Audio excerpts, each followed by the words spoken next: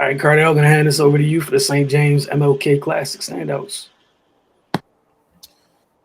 Yeah, it was good to have the MLK Classic back at the St. James. As we all know, last year they didn't have it. It was pretty much no high school season last year due to the pandemic, COVID, and even with this season, high school basketball still being hit hard by COVID. A lot of teams have been shut down. Pretty much since November, early December, depending on your public school, private school program, and then it's just tough. So to kind of see them bring together an event of good, good mix of local teams and national teams like Donda Academy that has been getting a lot of hype throughout the high school season, well deserved hype. I'm gonna jump into a couple of their standouts in a few minutes. From out of California, you had the legendary Simeon out of Chicago. That's where Derrick Rose, Jabari Parker, what's my man, Kendrick Nunn, those type of players came out. And obviously, Benji Wilson, rest in peace, back in the 80s, no one played the country. You came out of that program as well, man. Just great, these great prep teams from around the country coming here to do battle, man. And we really don't get that outside of, the event held at the Mather, pretty much by Takeover's camp. But, it all in all, it was good. It was a good event and a good return to action, man. They couldn't hold the same amount as when they first had it a few years back, obviously due to COVID, some people not being vaccinated. But all in all, it was just a well-ran event. And, to put things further in perspective is it was a couple of teams that literally had to pull out like the day of because a player got hit with COVID. They tested positive. Like Simeon was supposed to play Mount St. Joe's from up in the Baltimore area out in the BCL league. Next thing you know, couldn't make it down because of that, and they ended up having to play Wilson High School again. So it's just little things like that, and that's why I say it was a well-run event because they adjusted on the fly and things still ran relatively smooth despite all the adversity that was happening. But to the standouts, so I'm gonna start with Wilson High School's Darren Buchanan, 6'4" in the class of 2022. He had 18 points, 15 rebounds, 3 steals, 2 blocks in the 63-58 win over St. Andrews, and he had 24 points, 12 rebounds, 5 assists, 4 steals, and 74-61 loss to Simeon out of Chicago. He just Mr. Versatile, man. He always has a mismatch because of his skill set and his size. You know what I mean? Like if you put a big on him, he could beat you with off the bounce with his quickness. Do one dribble pull up, and then if you put somebody smaller than him on him, he'll take him to the post and wear him down. Because he got the body for it, man. Right now he's playing the 4 at the high school level. At the college level, obviously he's going to transition to more of the 3. But I love how versatile his game is, and then his motor. He don't quit. He's relentless, especially when he's attacking. He's constantly in motion. He's constantly looking to make an impact play. He rarely just falls asleep, and he always plays hard. And it's a reason why he's one of the top players in the area. He has his choices of Division I scholarships, man. It doesn't matter which ones he feels is a good fit. Well, it's a reason why he's been a big reason why Wilson has dominated the DCIAA the past few years, man. So, I'm looking forward to see how he keeps progressing in the senior year and as he transitions to college. Next one, told you I was going to get to a couple of players from Donda Academy out of California. And for those that don't know, Donda Academy, that's the school that Kanye West just built. That's his school. So, and they hitting the ground running. Robert Dillingham, starting point guard of Donda, 6'1" point guard. He's a junior in the 2023 class. Top 10 prospect in the 2023 class. He's an NC State commit already. Against Minnesota Prep on Friday to kick things off, finished with 32 points, 8 assists, 7 rebounds, 2 steals in an 82-79 win. The 32 points should pretty much speaks for itself. He's a professional scorer, man. He at the high school level, his game he's smaller, not quite as athletic, but he's eerily similar to Lou Williams, man. The way they could just get points in bunches and they just don't stop. Off the bounce, pull up threes, mid range. He don't have a full package. Like I said, Lou Williams was super athletic. He catch lobs and all that, but this kid is tough. He can get to the lane at will. Handles out this world. He over dribbles a lot. I'm gonna just keep it a buck. He overdrives a lot, man. It's going to be playing point guard, but he's a natural scorer, man. So with those kind of guys, you got to kind of let him loose a little bit, man. And he did his thing.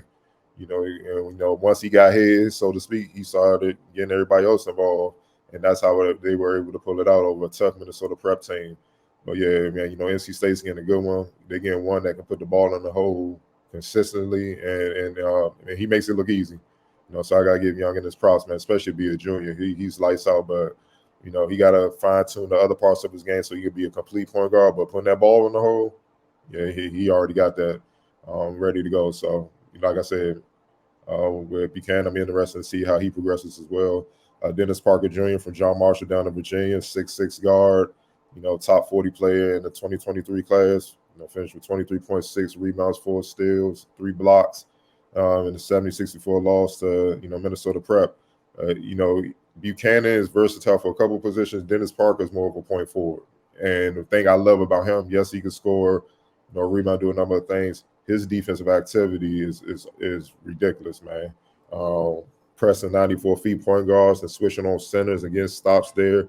That's why he had 4 steals and 3 blocks. The way he rim protects, I mean, he gets a rush out of defending, man. And his range is Pippen-like because of his length and his size and his athleticism. So one play I saw him pressing 94 feet. He made a point guard turn. Somebody made a mistake on his team. Point guard passed it to their big man underneath the basket. My man ran from 3/4 of the court all the way down and glassed his shot. You don't see high school players, especially these days, playing with that type of effort. And those are the type of plays where if he just keep fine-tuning his offensive game, even though he's a talent, he already putting up numbers, if he fine-tunes his offensive game to match what he does defensively, for sure, he got a shot at the league, man, because that's what the league is looking for, those guys that can impact both ends, in a variety of ways, and he's that type of guy. So, but I love the fact that he gets after defensively, man, and his teammates fed off of him. They fell. The Minnesota Prep was just a little bit too big inside. I mean, he led the way with his effort. He didn't really say much, but you can tell they fed off him because when you make plays like that, if you can't just do the simple things, just stay in front of your man, then you're the issue. So, kudos to this kid, man. He's talented. I'm glad I finally got a chance to see him, and I'm definitely gonna keep an eye on him. Another local kid, Caleb Williams, Sidwell Friends, 6'5" guard forward, 2024 class. He had 27 points and 5 rebounds in a 61-52 win over Grayson out of Georgia.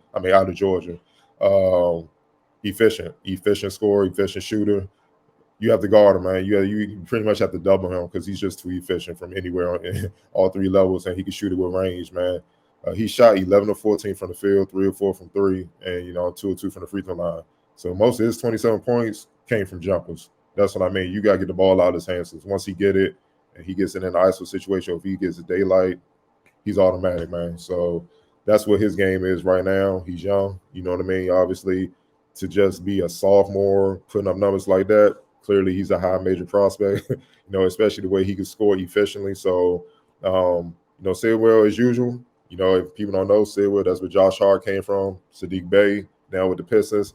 They have a Singletary over there, does a great job. That program's top-notch, one of the top programs it has been for years in the area. So, Caleb Williams, it looks like he's on a fast track to be joining those names pretty soon. So keep an eye on him.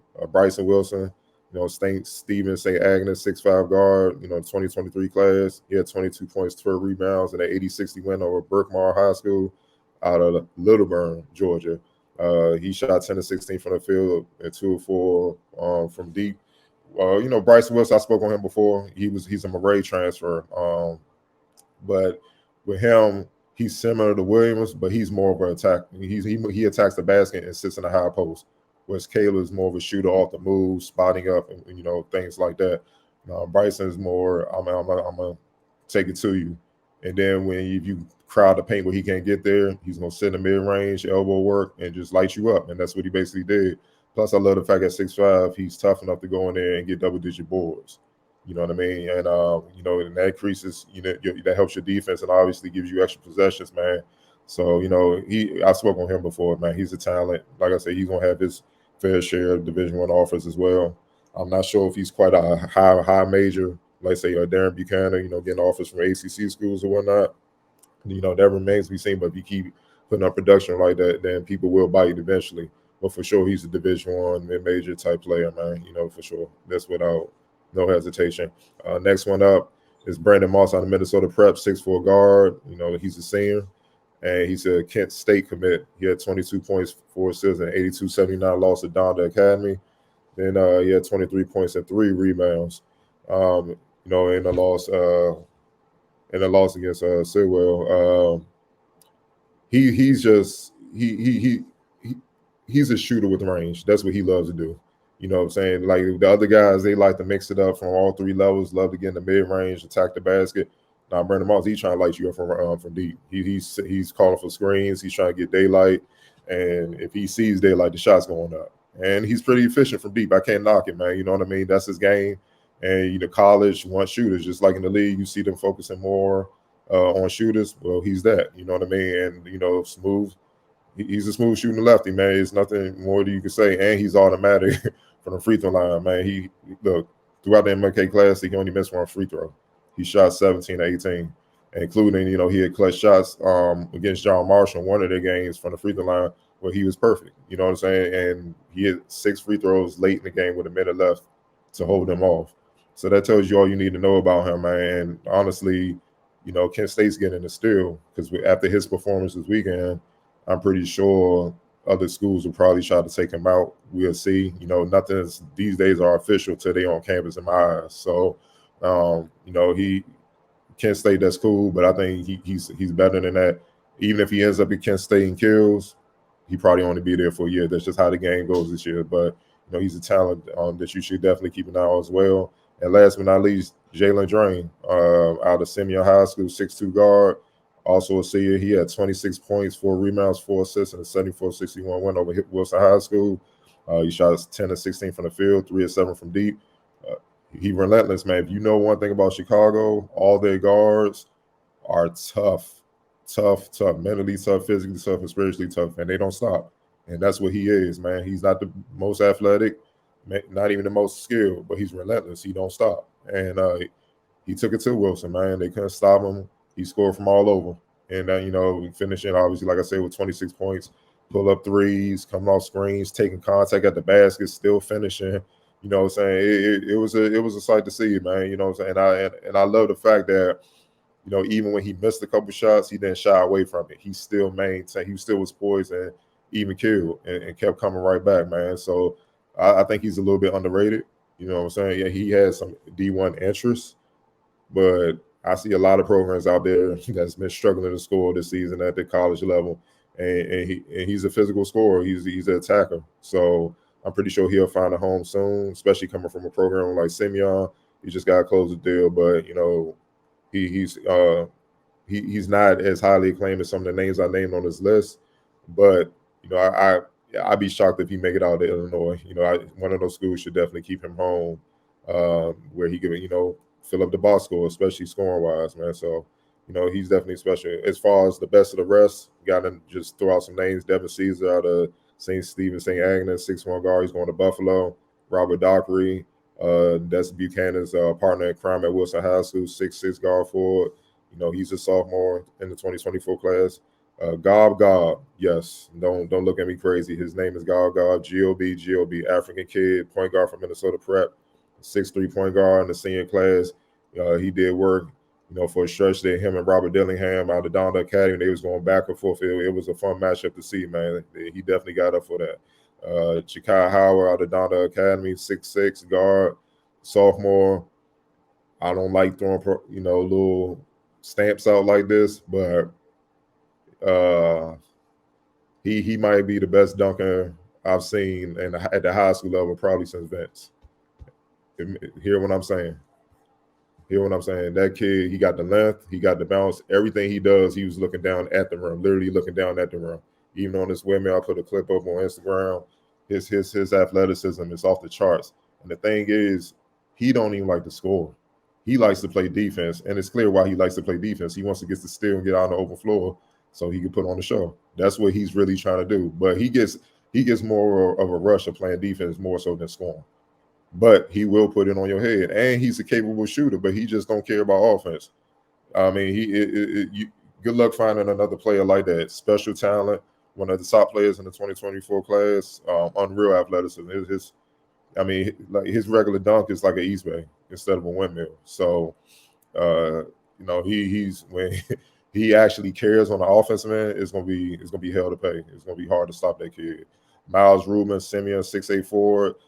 He's a junior. I love what he brought, the versatility up front, man, being able to step out, hit open jumpers with his size, but also go to the block and go to work, block shots and rebound, run the floor.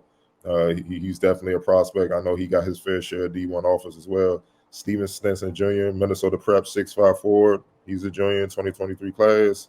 Malik Rose clone. If you know Malik Rose that played with the Spurs, he was out of Philly, kind of undersized, but could shoot it. Strong, athletic enough to get the job done. That's what Stenson is.